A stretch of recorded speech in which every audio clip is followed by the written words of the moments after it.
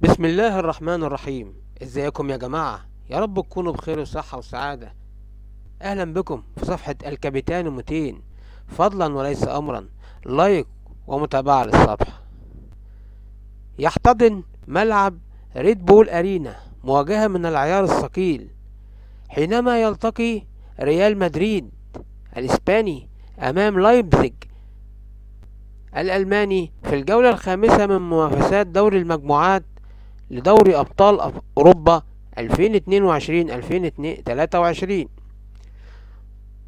ويدخل ريال مدريد وفي حوزته 10 نقاط في المركز الأول، أما لايبزيج فيدخل وهو في المركز الثاني في جدول الترتيب.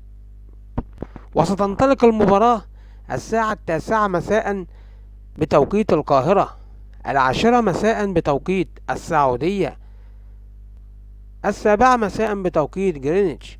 وستنقل قناة بي إن سبورت المباراة بتعليق أحمد البلوشي. أما القنوات المجانية قناة فيرزيتش قمر الياهسات، قناة تي في بي قمر انتلسات 62 شرق.